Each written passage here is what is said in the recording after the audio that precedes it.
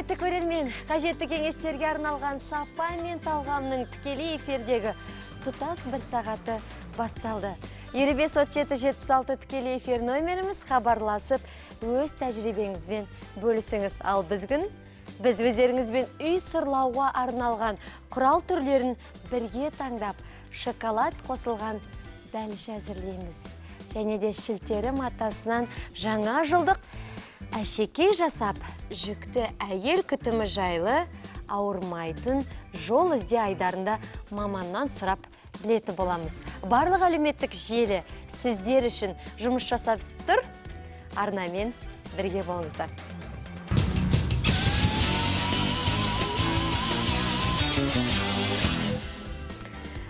Түрлі салмалары бар тоқашты кім сүйсініп жемейді десеңші?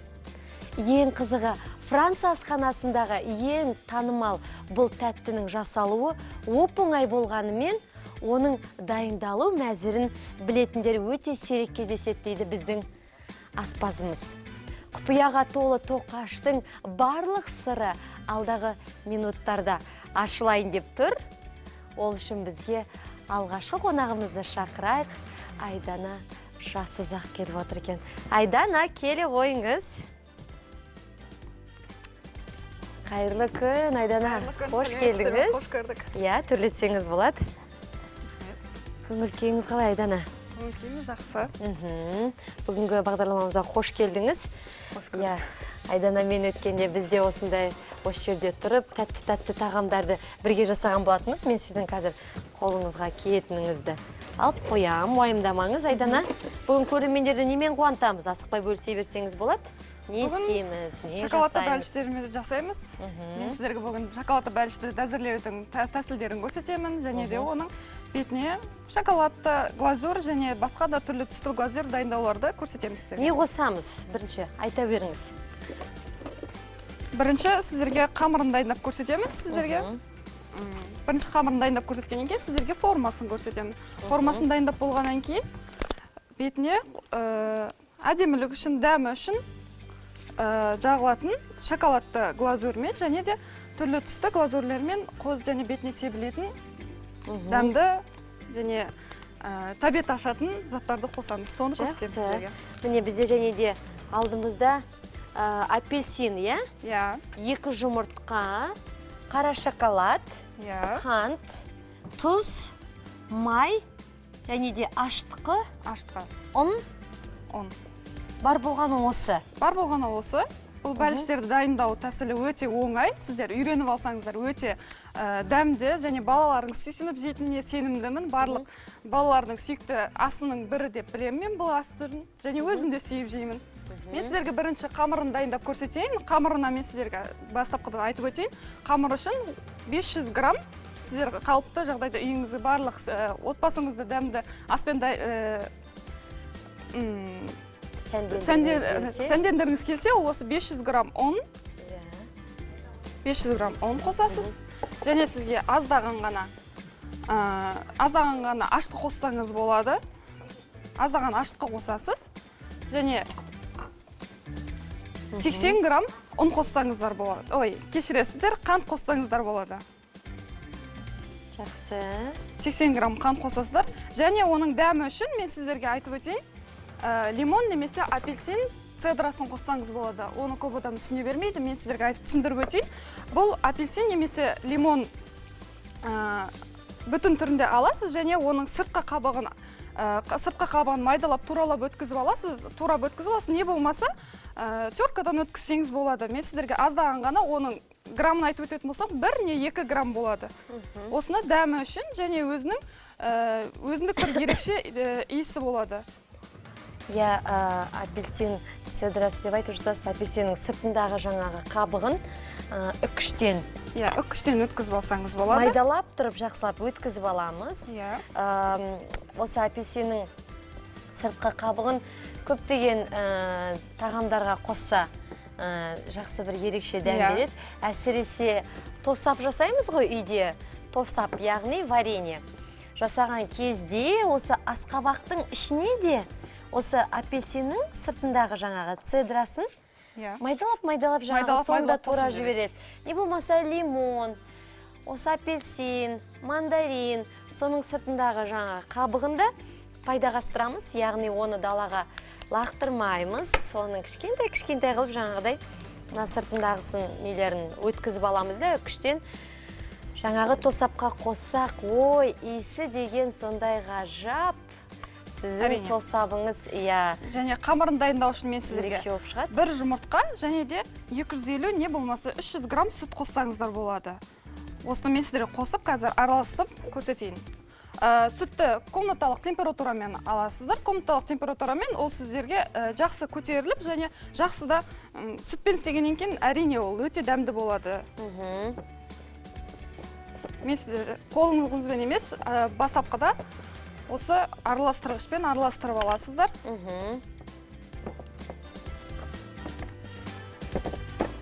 Бұл қамыры сіздердің дайын болған кезінде қолдарыңызға жабыспайтындай болу керек. Қолдарыңызға жабыспай, қалай айтсам болады? Өте бір қалыпты не алады? Бір қалыпты формалады. Біз енді уақытты қазір жоғалтпас үшін ең басты не қосу керек екенін көрермендерге жақсылап көрсеттік қой. Тағы да өзіңіз бір рет қайталап өтсеңіз болады. Сосын бізде дайын тұрған қамыр бар, дайын тұрған ұнды бісміллә деп ашып, енді судан жасайық, өйткені уақыттың шектеулі екенін өзіңіз жақсы білесіз. Сондықтан біз оны жаңағыдай солай ванжеге қойып қояйық та, мына бізде дайын тұрған қамырды біртіндеп алып, жаңағыдай осыған кірісейік. Ал енді қамырды илеп болғаннан кейін, аштыққа сізді бастапқыда қосып қойдыңызға. Қанша минутқа қойып қоямыз шамамен? 1 сағатқа қойып қоясыз, бірақ қамырды илеп болғаннан кейін сіздерге айтарым 40 грамм сары май қосып, оны тағы бір рет араластырып шығыңыз. Егер қолыңызға жабысып алған жағдайда, тағы да сәл ұн қосып, тағы да араластырып өткізіп жіберсеңіздер болады. Міне біздің ұнымыз дайын тұр, байқап тұрғандай жұп-жұмсақ. Міне қараңыздаршы, қолға ұстаған кезде сондай нәзік. Біз қамырда байқап тұрмыз. Өте жұмсақ болу керек, қатты болмау керек. Бірақ енді қолға жабысып қалып жатса, енді өздеріңіз жақсы білесіздер ғой, ұнды ала салып, жаңағы кішкене соған мен сіздерге формаларын жағып жібереміз. Қазір жайып, формаларын көрсетейін, қандай формада болу керек екендігін. Бізге арнайы қалыптарға жетпі, Айдана, әлде біз оны арнайы қалыптарда болады, және өзіңіздің үйіңізде кесе, не болмаса мынандай формалар болса болады, және қалыптар болса болады. Және де не болмаса, мынау сияқты өздеріңіз қолданатын дүниелерден қосып істесеңіздер болады. Мен сіздерге қазір айтып көрсетіп өтемін. Айдана, асықпаймыз. Қайда асықып барасыз? Бірі сізді қойып баратқан жоқ қой. Асықпай, жақсы түсіндіреміз, жақсы жая беріңіз. Осы ақпарат айта өтейін.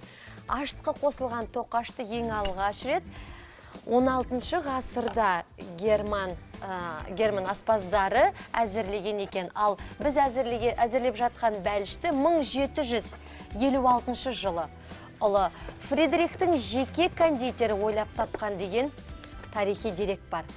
Аспаз тәттіні соғыс кезінде шығарылған дөңгелек оқтарға ұқсатып жасаған, және алғашқы бәліштер өте майлы болған екен. Ал енді бүгінгі біздің бәлішіміз, тәтті тоқашымыз, ол майлы емес. Қазіргі кезде енді көптеген жандар дұрыс тамақтануды қолға алып жүр, және де майлы тамақтарды көп байқаймын өз басым. Майлы тамақтарды көп қолданбайды, көп әзірлемейді. Барлығында қазір ПП дейді, ЗОЖ дейді, яғни ол дұрыс тамақтану. Оның барлығы буға піскен, не болмаса жаңағыдай тұзы аз, суға піскен деген сияқты майын аз қылып тамағындарды, диеталық тағамдарды көп қолданады. Енді біз соны ескере отырып, бізде майды да көп қоспадық. Жаңағыдай аса майлы емес тағам. Енді біз осындай арнайы қалыпқа біз домалақ пішінді алдық па? Домалақ пішінді алдық. Үйде енді мынандай кеселер бар ғой, енді барлығымызда. Мынандай кеселер барлығымызда бар. Не болмаса стакандар. Осындай қалыптар болмай жатқан жағдайда арнайы осындай кеселерді ала салып, еш уайымдамастан жаңағыдай қалыптың орнына пайдаланса болады, иә, Айдана? Әрине, Енді пайдалануға болады. кезінде жаңағы осындай өзім кішкентай кезінде осындай неше түрлі тәтті тоқаштар жасаған кезде кеселермен жақсылап тұрып, бастырып, сосын үстіне шаңышқы бар ғой. Андай. Сонымен бүйтіп, кішкентай бүйтіп тесіктерді сәндеп солай жасап отыратынбыз. Менде мынандай бір қалыпты жасайыншы? Жарайды, жасап көріңіз. Қамырын жайған кезде мен сіздерге айтып өтетін бір маңызды жері, сіз қамыр жайған кезде 1 сантиметр қалыңдықпен жаюыңыз керек. 1 сантиметр қалыңдық болса, сіздің тәтті бәліштеріңіз өте томпақ, әрде, дәмді, өзіңіздің тәбет аштырып тұрады. Тым жіңішке болса, ол деген жаңағыдай жұқа болса, ол дұрыс көтерілмей қалады. Дұрыс көтерілмей қалады, және ол жұқа болғаннан кейін осы бәліштің өзінің бір несін жоғалтып алады десе болады. Әсемдігін жоғалтып алса десе болады. Әдемілігін, иә? Ортасынан тағы да сіз бөледесіз бе? Яғни сосын ішіне біз қосатын арнайы салмаларын бұған біз қазір бетіне жасаймыз, иә? Майға қуырып алып, бетіне шоколад немесе жаңағыдай бетіне себілетін заттарын дайындаймыз. Жақсы, құрамы төменде көрсетілуде, көрсетіп өтті жаңа ғана. Өздеріңіз байқағандай, сіздердің сұрауларыңыз бойынша біз көрнекті қылып жасаған жайымыз бар. Енді сіздерге айтып өтетінмін, бетіне әсемдік үшін және дәмі үшін қолданылатын шоколадқа мен сіздерге қазір уақытыңыз болғандықтан көрсете алмаймын, бірақ мен сіздерге айтып өтейін. Шоколадты глазур дайындау үшін жарты стақан су, жарты стақан суға 1 стақан қант қосып, екеуін жақсылап қайнатып, қантты ерітіп алып, одан кейін 60 грамм шоколад қоссаң, 60 грамм шоколад қосып, және жақсылап 10-15 минут қайнатып алып, одан кейін 50 грамм сары май қосып, араластырып, жақсылап қайнатып, одан кейін бәрін араластырып болғаннан кейін ол өзінің бір қалыпты форма алады. Бір қалыпты форма алғаннан кейін оны алып, тәтті бәліштеріңіздің бетіне жағуымызға болады.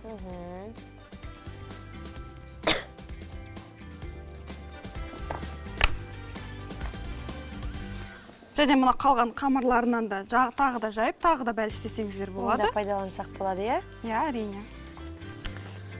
Оны жасаймыз ба, әлде осыны бірінші тас қуыра берейік? Қазір осыны қуырып көрсетейін мен сіздерге. Негізі бүгін әзірлеп жатқан тоқаштарды әр елде түрліше атайды.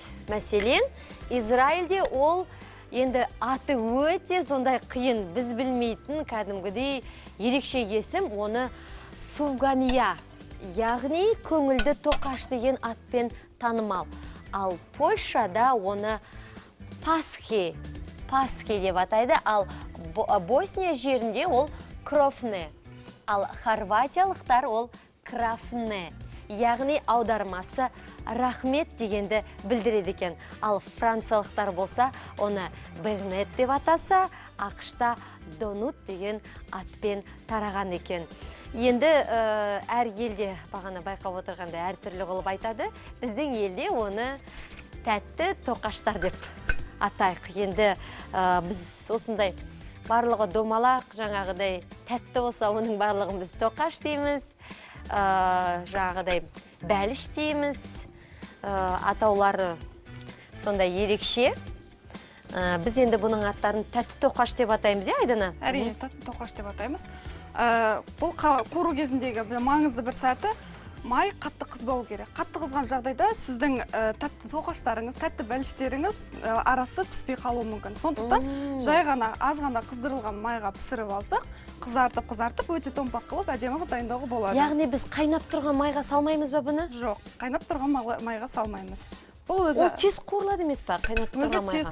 Тез қуырылады, бірақ тез қуырылған жағдайда 1 сантиметр қалыңдықтағы қамырымыздың арасы піспей қалу мүмкіндігі бар. Ал егер қатты қыздырылмаған майға пісіретін болсақ, ол іші пісіп, көтеріліп, өте әдемі форма береді, қалып береді. Түсінікті.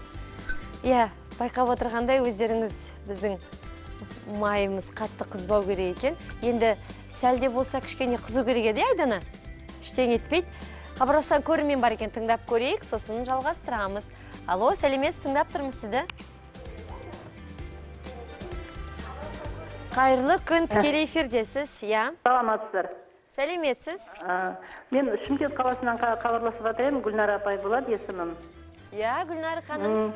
Мен жаңағы тоқаштың ортасындағы тесікті, жаңағы баклажканың крышкасымен істеді ғой. Я. Соны баклажканың өзімен істесе, баклажка сорып алады да, әрі тез болады. Қандай керемет. Яғни жаңағы қақпағымен бүйтіп біз әлек болмаймыз дейсіз ғой? Иә. Ой, рахмет. Кеңесіңізбен бөліскеніңізге. Яғни, міне, жаңағыдай біздің бөтелкенің өзімен дейді. Еш қиналмай-ақ мынаның ортасына. Ортасынан басып алсақ, оның ішіндегісін қамырмен бірге сразу алынып кетеді. Бірден алуға болады. Яғни қазір жарнаманың уақыты аяп қалған сияқты айтына біздің майымызда керемет міне қызуда, біздің тоқашымызда көтерілуде. Жарнамаға берейік, сосын ары қарай жалғастырамыз. Сәлден соң шілтерден әшеке жасау әдісін бірге үйренеміз. Бізде аздаған жарнама арна қосылып болсын. Бүгін қонақта Рио Олимпиадасының қола жүлдегері Дариға Шакимова. 23:15-те. Тренері қалай арзат қыз балдарына? Мұлық Дариға чөкмек чебесі. Сен мен саған сөйлді. Түнгі студияда Нұрлан Қоянбаевпен.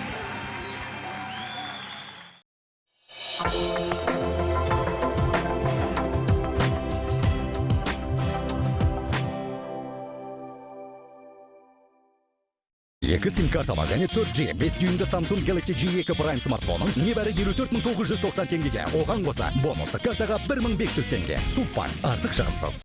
Арнайы мерекелік қаптамадағы Nescafe Gold. Жақындарыңызға мерекелік кездесудің ерекше сәттерін сыйлаңыз. Nestle сапасы. Икстің сол жақ таяқшаларының бәрі-бірдей қытырлақ болғандығына көз жеткізген соң, олардың бетіне карамель мен шоколад жағамыз. Біз болған көрші фабрикада Твикстің оң жақ таяқшасы тура осылай дайындайды екен. Ал мұнда карамель біргелкі араластырылады. Твикстің оң жақ таяқшасы үшін де солай. Твикс, екеуінің де дәмін татып, қайсысын таңдайтыныңды шеш. Чистая линия 5 шөп күші. Бір сусабында 5 әсер. Қалақай нығайтады, сүйел шөп қуат береді, шай қурай көлем береді, түймедақ жарқыратады, алмын жапырақ жұмсартады. Чистая линия 5 шөп күші. Бір сусабында 5 әсер. Чистая линия. Сенің әсемдігің. Түсінбедім. Мұнда тек бір билет пе? Ал мен кофе қалдығымен бірге приемге ұшпаймын. Сен не? Мені тастағаның ба? Қош бол. Бизнес-классқа ауысқыңыз келмей ме? Цитрусты жаңа өнімді қарсы ал.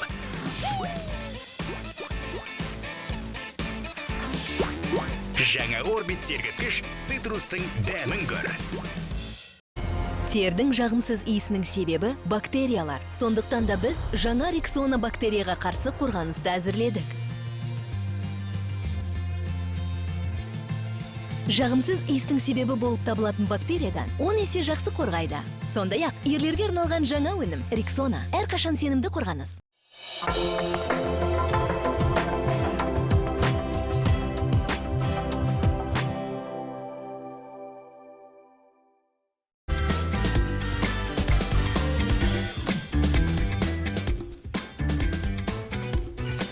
Ардақты ағайын, бұл бірге таңдаймыз бағдарламасы. Біз өздеріңізбен күнделікті дүйсенбіден жұмаға дейін сағат 1 мен 2-нің аралығында тікелей эфирдеміз. Бағдарламамызды жалғастырайық. Басында өздеріңіз көріп өткендей, біз бүгін тәтті тоқаштар дайындаудамыз. Енді мұны өздеріңіз байқап отырғандай майда қуырылуда, қызарып, керемет болып пісіп жатыр. Енді оның сыртына біз тәтті жаңағыдай әдемі кремін былайша айтқан кезде салмасын, қазір дайындаймыз. Айдана, ендеше сіз жасай берсеңіз болады? Жарайды. Мен келесі қонағымды шақырайын. Дайын болған кезде сізге қонаққа келеміз. Жақсы? Жарайды.